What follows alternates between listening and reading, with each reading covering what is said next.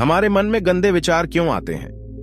हम नहीं चाहते पर फिर भी हमारे मन में गंदे विचार आते रहते हैं। लेकिन क्यों? मन ही हमारा सबसे बड़ा दोस्त और मन ही हमारा सबसे बड़ा शत्रु है। जब हम अपने मन के हिसाब से चलते हैं तो मन हमें भटका देता है, और जब हम मन को संतुलित कर लेते हैं तो हम अपनी जिंदगी में सब कुछ पा लेते हैं। हम अपने मन में आने वाले गंदे विचारों को रोकने की कोशिश करते हैं, पर जितना हम रोकते हैं उतने ये विचार हमारे अंदर प्रवेश करते जाते हैं। आप जिस चीज से जितना दूर भागोगे उतनी ही वह चीज आपके पास आएगी। इसीलिए उस चीज से भागो मत, बल्कि उस पर संतुलन कायम रखो। एक बार एक युवक गौतम बुद्ध के पास आया और गौतम बुद्ध से बोला, हे बुद्ध, मेरे मन में इतने गंदे विचार क्यों आते हैं? मैं नहीं चाहता कि मेरे मन में गंदे विचार आएं, पर मेरे मन में हमेशा काम वासना के विचार चलते रहते हैं और मैं इनके बारे में सोच सोच कर बहुत परेशान हूं। मेरी ऊर्जा और समय ये सब सोचने में ही नष्ट हो जाते हैं, और ये सब विचारों की वजह से मैं कभी कभी शांत नहीं रह पाता और मैं हमेशा ही स्त्रियों को देखकर मोहित हो जाता हूं, अपने आप को रोक ही नहीं पाता। बुद्ध मुस्कुराए और उन्होंने उस युवक से पूछा, क्या तुम्हें पता है कि यह काम वासना होती क्या है?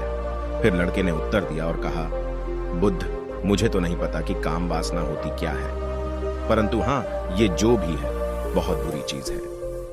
फिर बुद्ध ने उस युवक से कहा, सबसे पहले तो तुम्हें यह समझना है कि प्राकृतिक रूप से जो भी चीज हमारे अंदर है वह बुरी नहीं है।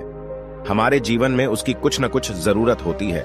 वासना कोई बुरी बात नहीं है, यह हमारे मन की एक भावना है जो हमें किसी न किसी चीज की कमी का एहसास करवाती है, और फिर हम उस चीज को पाने के लिए उस चीज की ओर आकर्षित हो जाते हैं। जैसे अगर तुम्हारे पास धन की कमी है तो तुम में धन पाने की वासना उत्पन्न हो जाएगी।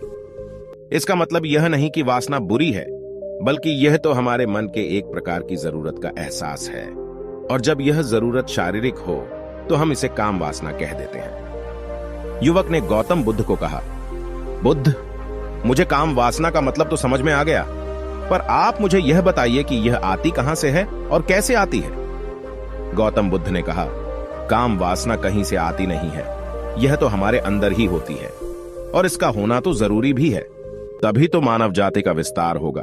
युवक ने कहा, जब यह हमारे अंदर ही है और जरूरी भी है तो फिर लोग इसे गलत क्यों बताते हैं? बुद्ध ने कहा, यही समस्या है। लोगों ने काम वासना को गलत तरीके से सोच लिया है, इसे छिपाने की और दबाने की कोशिश करते हैं। काम वासना गलत नहीं है, बल्कि काम वासना का गलत तरीके से प्रयोग करना गलत बात है। लोग जिसे पसंद करते हैं उसी के लिए जीने लग जाते हैं और उसके बारे में हमेशा सोचते रहते हैं, पर यह सब गलत है। बुद्ध ने युवक से कहा, क्या तुम्हें पता है कि जानवरों में भी काम वासना होती है? युवक ने उत्तर दिया, हाँ बुद्ध, जानवरों में भी काम वासना होती है, क्योंकि जानवर भी तो आखिर अपनी पीढ़ी को आगे बढ़ाएंगे।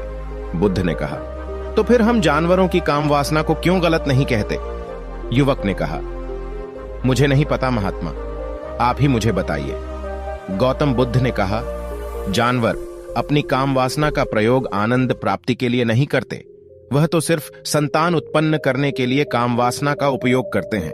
जानवरों को प्रकृति ने इतनी समझ नहीं दी कि वह काम वासना को अपने सुख का आधार बना सके, जबकि मनुष्य अपनी समझ के बलबूते पर प्रकृति में पाई जाने वाली प्रत्येक वस्तु को अपने सुख के लिए अपने प्रयोग करता है।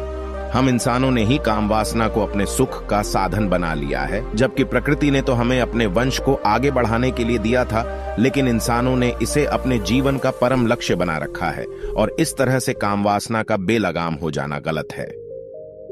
युवक ने बुद्ध से पूछा, महात्मा जी, ये काम वासना हम पर हावी क्यों होती है? क्यों यह बेलगाम हो जाती है? तब गौतम बुद्ध ने कहा, सुनो, अब जो मैं तुम्हें बताऊंगा उसे तुम ध्यानपूर्वक सुनना। काम वासना का सारा खेल तुम्हें समझ आ जाएगा, तुम्हें तुम्हारे सारे सवालों का जवाब मिल जाएगा, बस तुम्हें ध्यान से सुनकर समझना है। फिर गौतम बुद्ध युवक को बताना शुरू करते हैं। एक बार की बात है, एक आश्रम में गुरु और उनके शिष्य रहते थे। शिष्य रोजाना आश्रम के बाहर स्थित गांव में दीक्षा लेने के लिए जाते थे। शिष्य जो गांव में भिक्षा लेने जाता था, उस रास्ते में एक नदी पड़ती थी जिससे वह रोज भिक्षा लेने जाता था। एक दिन उसने देखा कि एक लड़का पेड़ के पीछे छिपा है। उसने लड़के के पास जाकर पूछा, भाई, तुम इस पेड़ के पीछे छिपकर क्या देख रहे हो? लड़के ने कहा, अरे तुझे नहीं दिख रहा क्या कि मैं क्या देख रहा हूं? तब शिष्य ने नदी की तरफ देखा तो वहां पर कुछ लड़कियां पानी भर रही थी। लड़कियां 15 साल की होंगी। तब शिष्य ने लड़के से कहा, अरे भाई, वहां पर तो लड़कियां पानी भर रही हैं, इसमें छिपकर देखने वाली क्या बात है?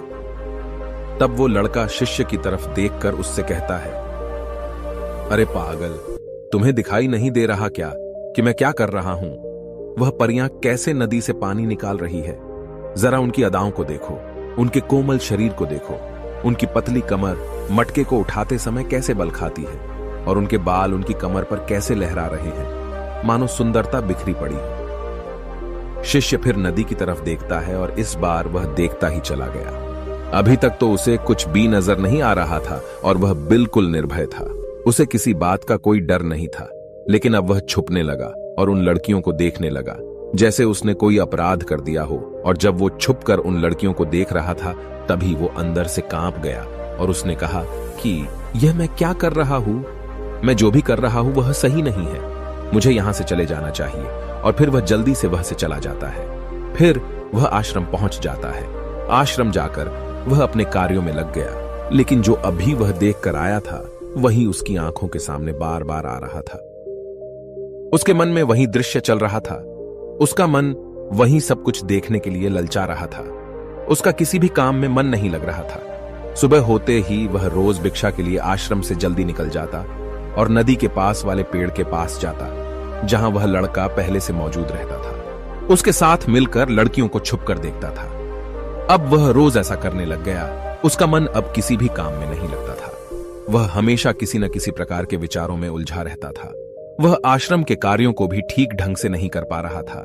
न वह ठीक से सो पाता था और न ठीक से खाना खा पाता था। उसका मन बेचैन सा रहता था। उसका मन बार बार उन लड़कियों के सौंदर्य को देखने के लिए ललचाता था। जब गुरु भिक्षा देते तब भी उसका मन कहीं और विचारों में खोया रहता था। गुरु ने अपने शिष्य की इन हरकतों को देखा। तब एक दिन गुरु ने शिष्य को अपने पास बुलाया और कहा, आज से मैं भी तुम्हारे साथ भिक्षा मांगने चलूंगा। तुम और मैं साथ साथ भिक्षा मांगने चलेंगे। तभी शिष्य ने गुरु को मना करते हुए बोला, नहीं गुरुदेव, आप परेशान क्यों हो रहे हो? मैं अकेले ही ठीक से भिक्षा मांग सकता हूं। गुरु ने शिष्य से कहा, ठीक है, तुम अकेले ही भिक्षा मांगने जाओ। इसके बाद शिष्य भिक्षा मांगने निकल गया। शिष्य के जाने के बाद गुरु भी आश्रम से निकल गए और शिष्य का पीछा करने लगे कि वह कहां जाता है, किससे मिलता है। यह सब देखने के लिए उसके पीछे पीछे चलने लगे। थोड़ी दूर जाने के बाद गुरु ने देखा कि उनका शिष्य एक लड़के के साथ एक पेड़ के पीछे अपराधी की तरह छिपा हुआ है और छिपकर कुछ देख रहा है। गुरु भी अपने शिष्य के पीछे जाकर खड़े हो गए, यह देखने के लिए कि आखिर उनका शिष्य क्या देख रहा है, जिसके लिए वह पेड़ के पीछे अपराधियों की तरह छिपा पड़ा है। गुरु ने देखा कि उनका शिष्य पेड़ के पीछे छिपकर लड़कियों को देख रहा है जो नदी से पानी भर रही है। तभी गुरु ने शिष्य से कहा, क्या तुम लड़कियों से भी भिक्षा लोगे? गुरु की आवाज सुनकर शिष्य का मन घबराया और उसके पसीने छूटने लगे। वह थर थर कांप रहा था, जैसे किसी चोर को पकड़ते समय रंगे हाथों पकड़ लिया हो। उसकी हालत खराब हो गई। वह कुछ भी नहीं बोल पा रहा था। वह लड़का जो शिष्य के साथ था वहां से भाग गया, जिससे शिष्य और भी घबरा गया था। उसके मुंह से कुछ टूटे फूटे शब्द ही निकल रहे थे। वह अपने गुरु से भी नजर मिलाने का साहस नहीं कर पा रहा था। गुरु ने शिष्य की ओर देखा और कहा, मेरा शिष्य तो निर्भय है, उसे तो किसी भी चीज का डर नहीं है, लेकिन ये क्या, तुम तो डर के मारे कांप रहे हो। शिष्य ने गुरु से कहा, मुझे माफ कर दो, इसमें मेरा कोई दोष नहीं है। उस लड़के ने मुझे बहका दिया था, लेकिन मैं आपसे वादा करता हूं कि आज के बाद मैं कभी दोबारा ऐसा नहीं करूंगा। मुझे माफ कर दो। गुरुदेव ने कहा कि कोई बात नहीं, पर इस बात का तुम ध्यान रखो कि हम जैसी संगति करते हैं वैसा ही फल हमें प्राप्त होता है। हम जैसे संगति करते हैं उनके विचार हमारे अंदर प्रवेश करते हैं। इसीलिए अच्छी संगति करो ताकि तुम्हारे अंदर अच्छे विचार प्रवेश करें। फिर गुरु और शिष्य आश्रम लौट आए और फिर से आश्रम के कार्यों पर ध्यान देने लगे। उसने उस रास्ते को छोड़ दिया और दूसरे रास्ते से जाने लगा। वह अपने काम को ध्यान से करता था, लेकिन धीरे धीरे उसके अंदर क्रोध उत्पन्न हो गया और फिर वह दूसरे शिष्यों पर क्रोध करने लगा और बेचैन हो गया। अब वह सही समय पर भोजन भी नहीं करता था। वह भोजन भी बहुत कम खाता था। एक रात गुरु शिष्य के पास आए और उससे बोले कि तुमने मुझसे वादा किया था कि तुम अपना मन नियंत्रण में रखोगे। अब तक तुमने कितनी बार अपना वादा तोड़ दिया। यह सुनकर शिष्य अपने गुरु के चरणों में गिर गया और रोने लगा। रोते रोते ही उसने गुरु से कहा कि गुरुदेव, मैं कई बार अपना वादा तोड़ चुका हूं, फिर वादा कर लेता हूं, लेकिन हर बार मैं वादा तोड़ देता हूं। मेरा मन मेरे नियंत्रण में है ही नहीं।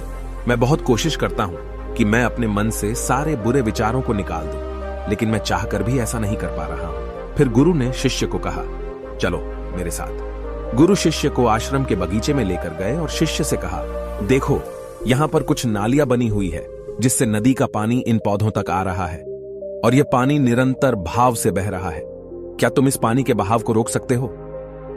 शिष्य ने कहा, हां गुरुदेव, मैं इस बहाव को रोक सकता हूं। फिर शिष्य ने मिट्टी उठाकर उस नाली के छोर पर डाल दी। वह पानी थोड़ी देर के लिए रुक गया और फिर थोड़ी देर बाद उस रेत के ऊपर से पानी आया। गुरु ने शिष्य से कहा, अरे ये क्या, ये पानी तो रुका ही नहीं। फिर से उसने कुछ कंकर पत्थर उठाकर उसे नाली में डाल दिए और फिर थोड़ी देर के लिए पानी रुक गया, लेकिन फिर थोड़ी देर बाद ही उन कंकर पत्थरों के ऊपर से पानी निकल आया। गुरु ने कहा, शिष्य यह क्या हुआ? पानी तो फिर से आ गया। तुम तो बोल रहे थे कि तुम इसे रोक दोगे। क्या हम किसी चीज को पूरी तरह से रोक सकते हैं? तब शिष्य ने कहा, कोई बात नहीं गुरुदेव, मैं इस पानी को तो रोक कर आपको दिखाऊंगा। फिर उसने एक बड़ा सा पत्थर लेकर आया और उसे नाली पर डाल दिया। पानी रुक गया। तब शिष्य ने गुरु से कहा, देखा गुरुदेव, मैंने कहा था ना कि पानी को मैं रोक दूंगा। मैंने पानी को रोक दिखाया। आपकी बात मैंने पूरी कर दी। गुरु मुस्कुराए और बोले, अच्छा जरा ध्यान से देखो, पानी रुक गया है क्या? वो तो पीछे की नाली तोड़कर बाहर आ गया और अगल बगल से बह रहा है। और ध्यान से देखो, इस पत्थर के आगे भी आ गया और यह पानी अपना रास्ता बदलकर फिर से आगे की तरफ बह जाएगा। फिर थोड़ी देर बाद ऐसा ही हुआ। फिर गुरु ने शिष्य को समझाया, तुम्हारे साथ भी तो ऐसा ही चल रहा है। तुम बार बार प्रयास कर रहे हो, बड़े से बड़ा प्रयास कर रहे हो, पर हर बार तुम्हारा प्रयास टूट रहा है और यह हमेशा टूटता ही रहेगा। यह पत्थर तुम्हारा प्रयास है और यह पानी तुम्हारे विचार। तुम कितना भी बड़ा पत्थर रख लो, लेकिन पानी तो अपना रास्ता बना ही लेगा। यह देखकर शिष्य ने पूछा, हे गुरुदेव, क्या कोई तरीका नहीं है जिससे मैं गंदे विचारों से बाहर निकल सकूं? गुरु ने कहा, एक तरीका है। यह पानी जिस नदी से आ रहा है, तुम वहां से इस पानी का रास्ता ही बदल सकते हो।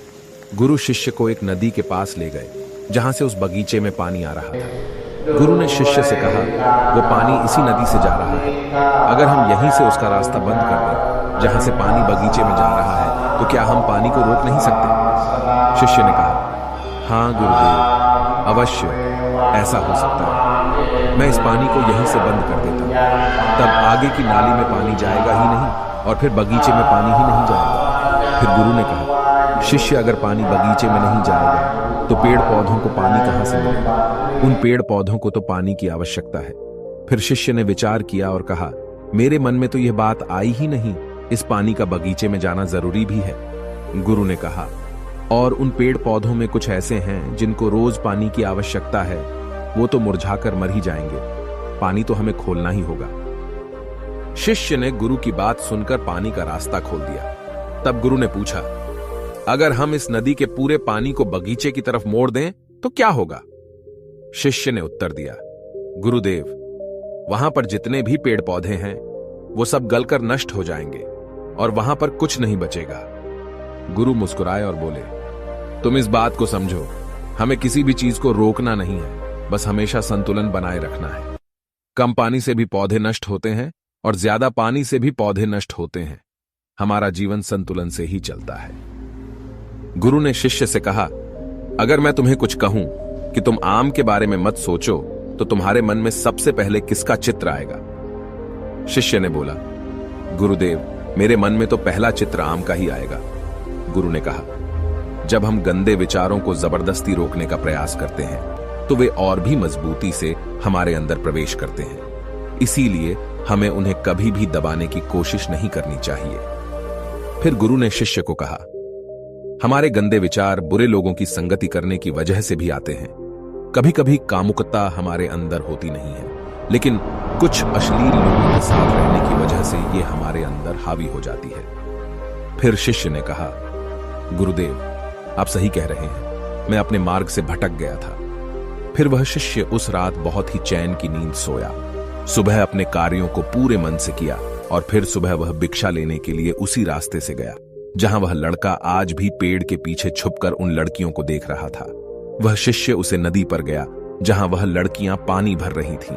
उसने उन लड़कियों से पानी मांगा और उन लड़कियों में से एक लड़की ने उसे पानी पिलाया और उसे शिष्य के चरण छुए। शिष्य ने उसे आशीर्वाद दिया कि तुम्हारा कल्याण हो, जिससे कि मानसिकता सकारात्मक ऊर्जा से भर जाए। उसके चेहरे पर मुस्कान आ गई थी, जैसे कि उसे कुछ खोया हुआ वापस मिल गया हो। वह वापस अपने रास्ते से जाने लगा। तभी पीछे से वह लड़का आ गया जो पेड़ के पीछे छुपा हुआ था। वह शिष्य के पास आया और बोला, क्या बात है, आज तो तुमने नजदीक से दर्शन कर लिए, तुम तो मुझसे भी आगे निकले। तब शिष्य ने कहा, हम हमेशा दूसरों के दर्शन करने में ही व्यस्त रहते हैं, अपने दर्शन कर ही नहीं पाते। तुम कब तक इस पेड़ के पीछे छुपाते रहोगे? किसी को पसंद कर लो, उसे बोल दो। अगर वो भी तुम्हें पसंद करती है तो शादी कर लो और उससे पहले तुम कुछ बन जाओ। अपने आप को पहचान लो, ऐसे अपना समय बर्बाद मत करो। फिर वह लड़का रोज उस शिष्य से मिलने लगा और उसने लड़के को नदी पर न जाने के लिए प्रेरित किया। और फिर वह लड़का अपने जीवन में कुछ बनने के लिए संघर्ष करने लगा। तो तुमने देखा कि संगति का असर क्या होता है। अपनी संगति बदलो, अपने विचार बदलो। गुरु ने शिष्य से पूछा, क्या तुम्हें अपने सभी सवालों का उत्तर मिल गया? तब शिष्य ने कहा, हाँ महात्मा जी, आपका धन्यवाद। तब गुरु ने शिष्य से कहा कि जब तुम्हारे मन में गंदे विचार आए तब तुम अपने आप को दोषी मत मानो। यह शरीर है और यह सब इसने हजारों वर्षों से सिखा है। एक केवल तुम्हारे सोच लेने से या शपथ लेने से यह टूटने वाला है नहीं, लेकिन तुम्हारे पास वो शक्ति है, वो ऊर्जा है जिसका तुम्हें संतुलन उपयोग करना है। तुम एक जीवित ऊर्जा हो जो कुछ भी अनुभव करने के लिए स्वतंत्र है। इसीलिए तुम अपने आप को पहचानो। इस कहानी से हमें यह सीख मिलती है कि हमारे विचारों का महत्व कितना अधिक होता है। हमारे विचार ही हमारे भविष्य की दिशा को निर्धारित करते हैं। हमें सकारात्मक विचारों को अपने मन में पूरी शक्ति के साथ अपनाना चाहिए ताकि हम सही दिशा में आगे बढ़ सकें।